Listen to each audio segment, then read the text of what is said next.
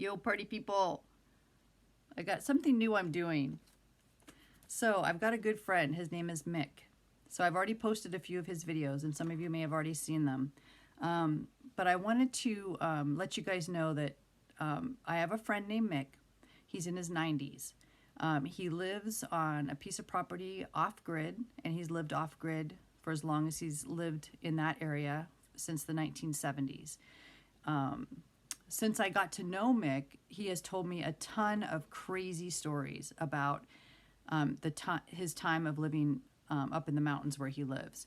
And I want to memorialize those stories because there's stories that people today can't even imagine. He's had encounters with 3 bears on his porch.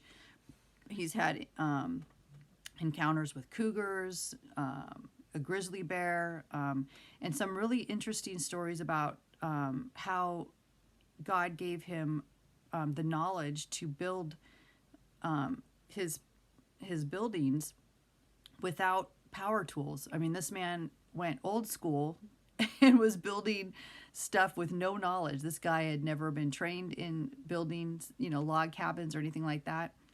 And so he's got a lot of really interesting stories. He's also was known for caring for wolf hybrids. He was known in the area that he lived and worked with local,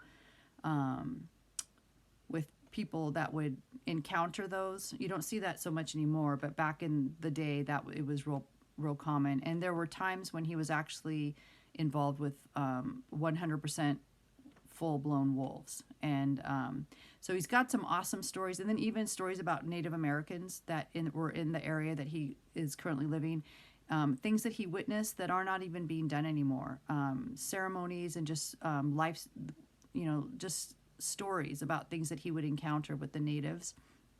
And so anyways, Mick is an amazing man. He's got a lot of wonderful stories, and the people that know him love him. And I tried contacting, I don't know if any of you guys have ever seen a movie. It's called The Parrots of Telegraph Hill. I tried contacting the guy who made that documentary and told him, you've got to go check this guy out, because he lives out in the middle of nowhere with dogs and wolf hybrids, and the stories he's got are just awesome. Now, I'm not going to say they're not violent. There are some things that he had to do to preserve his life and to preserve the life of his dogs. He's old school. He's in his 90s, so he doesn't beat around the bush. If you shoot something in the mouth, he's going to tell you, I shot it in the mouth and it blew its head off or something like that. So forewarning. So I've started shooting them, and I posted 4. There's a couple I've shot that I can't post yet. But anyways, I'm going to start sharing those with you guys because I think it's just important to memorialize these, our elders' stories, because so much of this knowledge and history is lost. And I think it's just interesting. He's an amazing man. Okay, so hope you guys love him as much as we do. And you'll be seeing some stories. All right, so peace. Read your Bible.